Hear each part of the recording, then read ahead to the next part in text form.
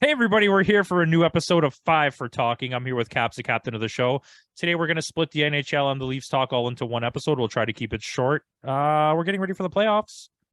So pre-playoff talk, I want to ask you a question. How in the Eastern Conference specifically, it's super tight right now in the last couple of spots. Do you have a team specifically that you want to make it? Wow, that's a hell of a question. Not really. Um, Washington Capitals probably be the team that I would like to see make it through. But like you said, there's so much competition. You got the Islanders, you got the Penguins, you got the Panthers. It's going to be tough, man. Those two last spots are good. They're going to be it's going to be a dogfight. I kind of want to see the Panthers make it. I want to see Pittsburgh get knocked out and see the Panthers make it because the Panthers have been on fire lately. And this is the team I think that we expected them to be all season. It's kind of sad that it took them this long to figure it out, but they're playing really well. And I'd like to see them squeak in over the Penguins. Also, it would be much better competition in the playoffs than having the Penguins in the playoffs, I think. I think the Panthers have to make it because if the Panthers don't make it, somebody's getting fired. Somebody's getting traded. Something's going to happen because to go from Probably both. first place overall last year to not being able to make the playoffs, that's going to be tough for that to handle. Yeah, I'm not going to disagree with you at all there. It's probably someone getting traded and someone getting fired. So, I mean, I don't want to divert too quickly, but what are your thoughts on the Rangers currently? It's a bit up and down, don't you think? At one point they seem like the powerhouse team that we think they're going to be, and then sometimes they just let some games get away from them. You know what I mean? I think their offensive firepower is ridiculous, but when they're put into a position where they have to play defense, they're not very strong. I mean, I think the goalies are good. I think their upfront defense is good. I think their bottom lines are decent defensively. I do think that the first two lines really struggle to play any defense at all. And I do think their bottom three D-men struggle to do what their job is. So I don't know. Right now they're on fire, but I don't know if I necessarily feel the same way. I know we're going to do a tier list soon, re-ranking the teams that make the playoffs. But the Bruins and the Leafs are pretty strong in the East. There's still time. There's still time for the Rangers to truly get their stuff together. And you brought up before, Jersey's legit. I do believe Jersey's legit. My issue with Jersey is I don't believe that their goalies can keep it up throughout the playoffs. They just beat Tampa today. Tampa's not very good. I'm going to stick with that. I think their positioning is based on the fact that the Atlantic Division outside of those three teams is not super strong this year. I don't think that they're even remotely in a class with the Leafs or the Bruins. I'm not going to comment about that. Just Western Conference wise, though, I was talking to a few people recently. For me, it's between Colorado and Dallas. Can I say something before you say anything? I think this was definitely you that really pushed this narrative forward. That the LA Kings are the additions that they made at the trade deadline have now put themselves in a position to be a top team in the West. Yeah, because they're very deep. And if you look at in the other conference, in the other division in the West, Minnesota is that same team. Yeah. And sadly, they don't have Kaprizov right now, but hopefully they can get him back for the playoffs. But they're a similar build team where there's no true superstar. Obviously Kaprizov is, but the rest of the team is built out of like this mishmash of like two-way players. And I think that really works. But I do think Dallas and Colorado are going to be the teams to beat. Once Colorado starts clicking, they're impossible to stop. Once Colorado gets healthy, Yeah. they'll be impossible to But stop. Dallas is crazy. And Dallas is doing everything they're doing without Seguin at all. I mean, Dallas, I think this past week, Dallas has kind of been like in the middle of the pack this past week. Before that, they've been really, really good. But this past week, they kind of dipped a little bit. Hopefully they can get it back. But they still are a top team in the West. So before we get to Leafs talk, unless you have anything else NHL after I do this, but Connor McDavid currently has 58 goals. There's 12 games remaining in the season. He's 11 goals to get ahead of the second place person, and he's 30 points ahead of the second place person. He has 134, and Draisaitl has 104. So there's 12 games left. I have two questions. Does he hit 70 goals, and does he hit 150 points? He needs 16 points and 12 goals. He could definitely do it. I don't know if you recall, remember during the pandemic when they only played like close to like 50 games and the guy got 100 points. Like, he's ridiculous. Nobody thought that he would catch 100 points. I think the sky's the limit when it comes to McDavid. Yes and yes. I think he has the capacity and capability to do both. Is he right now, if this season was his last season of ever, is he already a top 5 all-time player?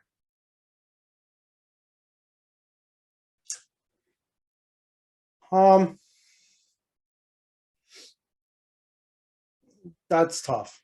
What do you think? I'll let you answer that. I don't want to say yes. I think it's too early. I do feel though, like, how are we basing this off? Career achievements or raw statistics and skill level? Because I think if you're just going to go on that, I think, yeah, he does. But if you're going to base his career on like, what did you really do other than get a lot of points? It's kind of like, well, okay, he doesn't have any cups, blah, blah, blah. And that's a bad argument sometimes. There are certain sports where you can make an argument, like basketball specifically, or football, where there's so many different positions. And you're like, this guy's the best here, this guy's the best here. In basketball, I live by the argument that there's 7 or 8 GOATs. So you have to factor in their era and like what they did. And then in the end of the day, they're all on the same level playing field, right? In hockey, it's hard because Wayne Gretzky is so far and away the best player that there's really only one argument you can make. And I don't think that Connor McDavid yet, at least, is in a class with Mario Lemieux. But if I was to say, is he top 5? Maybe the 5th, because he's definitely better than Sidney Crosby, and that's not for me to be offensive to Sidney Crosby. And Sidney Crosby also did play in the dead puck era. But I do think Connor McDavid is a special player. And he will, given I don't know how long his career will be, he's definitely going to be considered one of the greatest by the end of it. But if it ended today, I don't know for sure top 5. And that's the thing. That's one of those questions that's hard to answer because he's still so young and still very much in the early stages of his career that he's got like at least another 10 years to go. So, it's really hard to answer that question at this point because, something crazy could happen where he can win the next 10 Stanley Cups. You know what I mean? And that completely changes our argument after where, he could be, top 5 to one of the best ever. So it's a really hard question. I can never answer those questions because, for one thing, the player's still playing. Like that whole narrative of LeBron and Jordan, it's like LeBron's still playing, you know what I mean? But and even Crosby too, he's still playing, So that's definitely a hard question. Let me redirect this question to a new place. Okay. But we'll end it after this, so we'll move on. My question now, just to twist it a bit, not so much to do with McDavid. Are you a believer in when people argue for someone being one of the greatest players, but they got injured and never really continued their career?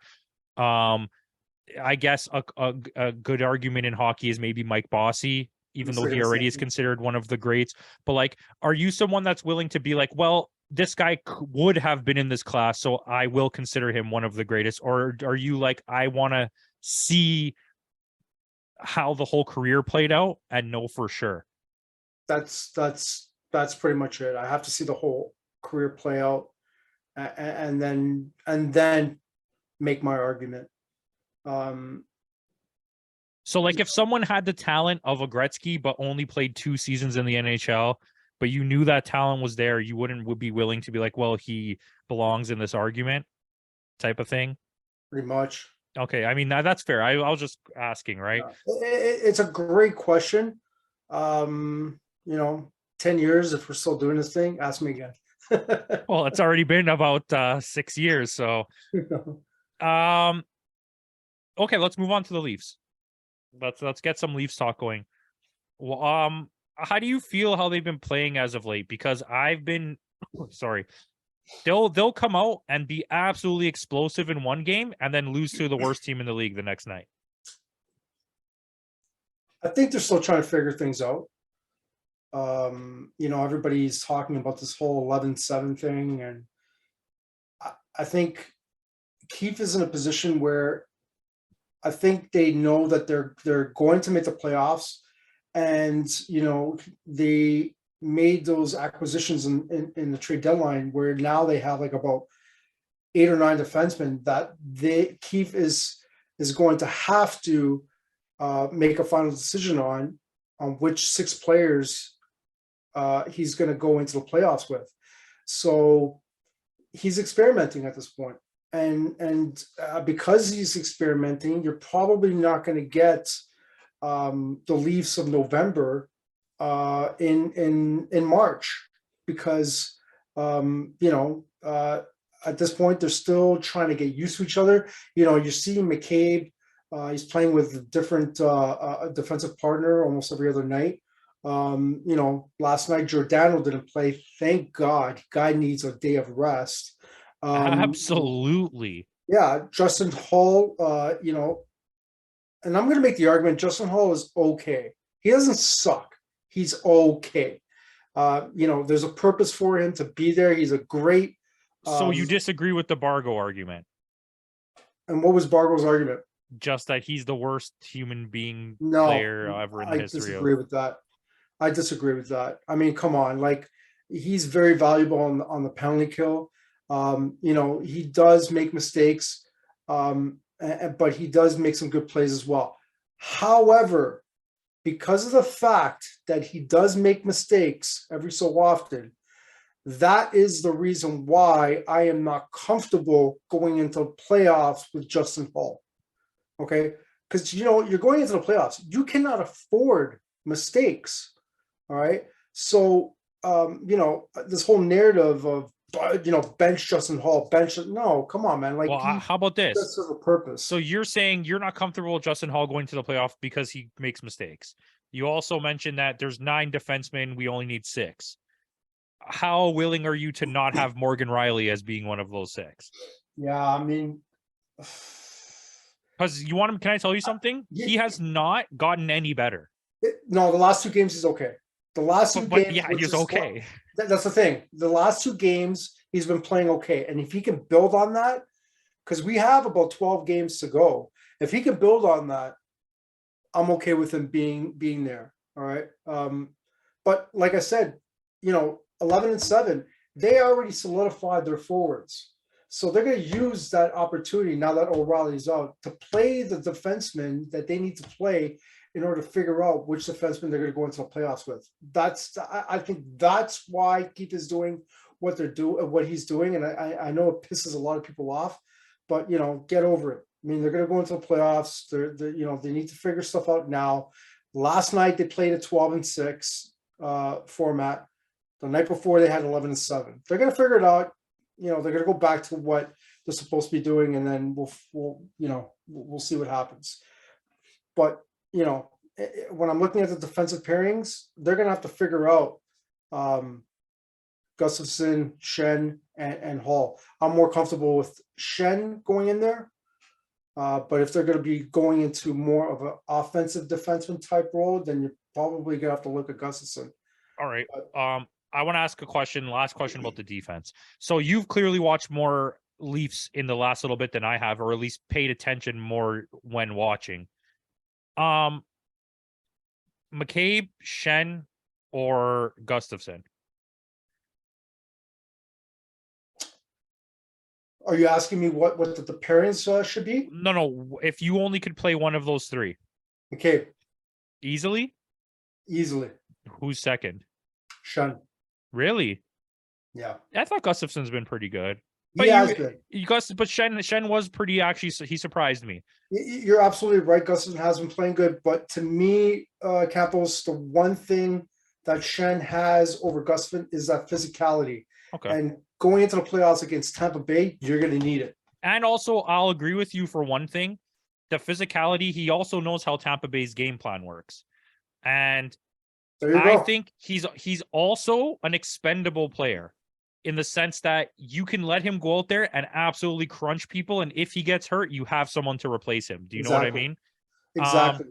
And I've been watching these games, Campos, and Shen makes these small, short passes. He doesn't do some of the same things as some of the other guys do with these long stretch Listen, we don't want to talk about Morgan Riley again because that's where this is going. I'm just saying, it's tell me the pairings. Clear contrast. Give me the pairings. Give you the pairings. Your pairings. Oh man, and it's a funny thing. We haven't even Liljegren's in there too. Man, you're gonna have to It's obvious to me that Riley plays best with Brody, so I'm gonna have to keep those two together. I'm gonna have to go with fudge it. Let's go Shen and McCabe, and let's go Giordano and Liljegren. Wow. Okay. Yeah, I like that. Even if Muzzin came back, you still wouldn't play Muzzin? Oh, Muzzin would be in a heartbeat. Muzzin would be in a heartbeat, but unfortunately, because he's out, Liljegren's in, and those are the six. Because Liljegren plays better with Giordano when Giordano is, well rested. But I would take the chance and put McCabe and Shen together, because they played. I think that's a good pairing. Yeah, I think they played all right on Friday night. Excuse me, against Carolina, and obviously with Riley, you're going to have to go with the person that he plays best with, and that's Brody. I think this is weird because we normally are going to be like, oh, well, you should pair Riley with defensive defenseman or someone that's going to stay at home, like a Ron Hainsey or whatever. But the funny part is, I think having Brody there kind of works in his favor because when Riley screws something up, Brody's pretty fast and can skate back in time to make up for the fact that Riley screwed something up. And I know that's kind of a weird way to look at it, but I genuinely see that. Yeah. I mean, you can argue putting Shen with Riley, but I just don't think. No, I think the Brody thing is a good thing to do. Yeah, just the problem at this point, Shen doesn't have his legs yet. That's true. And McCabe is not that fast either. Yeah. So that's what I'm comfortable with right now. Hey, that's absolutely fine. So and this whole narrative that Riley needs to play 25 minutes a night, that's Riley I was so happy when I saw him put him on the third line. I was so happy because he needs to get humbled. Goaltending wise, who are you starting going into the playoffs? Samsonov. Are you in this new narrative of group of people that are starting this narrative that Murray has to go? No, if they got home ice advantage, I'm playing Samsonov. Samsonov's home record is amazing at this point. No, he's really good. I would also start him. I agree with you. But I think the stupid narrative that's happened since Murray has come back that he's the problem and Murray has to go, like, and everyone's mad that Keith still believes in him. And Murray's been playing okay for the last couple of games. Like, I know he's got 4 goals against, but the fact of the matter is that, last night they came off of a back-to-back, you know what I mean? And they're playing against a really good Ottawa Senators team. He was pretty much the reason. He had 50 shots against them last night. He's one of the reasons why they won that game last night. They should have won that game. That Ottawa team is very, like, super dynamic. And they're going to be good. They just come at you. Yeah. But, you can also switch it up. I mean, I can even have Samsonov playing the home games and have Matt Murray play the away games. I'm okay with Samsonov being in all of them. I don't understand this thing that everyone's just turning on Matt Murray. It doesn't make sense to me. And I think having him there in the playoffs is going to be so beneficial because if should anything happen, you have another starting goalie that has experience. And if he doesn't ever start one game for the whole playoffs, you have a guy during intermission that can tell this guy he's been there. He's won 2 Stanley Cups. He knows what to do. He can talk to this guy and be like, this is what you're I'm watching the plays on the bench on the iPad, do this. And he's someone you want to listen to. He knows what he's talking about, regardless of how he's playing. Yeah, he can step in any time. Matt Murray did not go a full playoff series. The times that he won the Stanley Cup. I mean, he can jump in whenever he can. You can switch it up back and forth, man. It doesn't need to have. You don't need to go with just one. You know what I mean? But I'm excited to see what happens, man. This forward group is pretty sick. I'm not gonna lie, and it gets me a little excited. Lafferty, Chardy, they're great, man. They're great. O'Reilly is the Foligno that we wanted, and I feel bad for what happened to him, but he'll be fine. He's a warrior. He'll come back. Yeah, he will. But he's the Nick Foligno that we wanted. Yeah. I do want to ask you about Austin Matthews. It came out in an article not too long ago that he was dealing with a hand issue all pretty much all year, and just recently, you're starting to see the old Austin Matthews again. What do you think of the whole deal? I think it's true. I've always felt like he's one of those guys that he'll play through injuries. He doesn't complain a lot. He just does. He goes out there and plays hockey. He just wants to play hockey. He's very quiet. He fits into the mold of those type of guys, the Sidney Crosbys and the McDavids. He's not here to be like flashy and tell you stories when he's on the mic. He just wants to play hockey. And I do believe he's had a lot of hand and wrist injuries since he came into the NHL. So I definitely believe that that's a possibility. Do you think that he should have made the decision to rest earlier? No, because I understand it. As a person who's played hockey, I totally understand it. I think Sheldon Keefe, knowing what the doctors are saying, should have shut him down. I think that Ben Dubas should have stepped in and been like, we're shutting him down.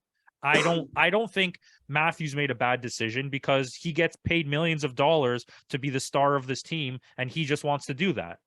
And I it's hard for me to like say that you're wrong, to him. Yeah, it was Matthews that came out and said that when he had that injury during the All-Star break and he was out for a few weeks, that was the time that he was able to rest his hand. And when he got back, he was more healthy. Well, he was actually healthy before he got injured. So he was able to rest that hand and all that stuff. I'm just happy to see the, healthy Austin Matthews. And, it definitely shows, man. It definitely shows in the last few games, man. That guy can go. So, it'll be cool. Well, I don't have anything else. Do you? All right. He's got great Muda fingers. All right, guys. Thanks for watching. Let us know what you think about the NHL and what the NHL does. Peace out.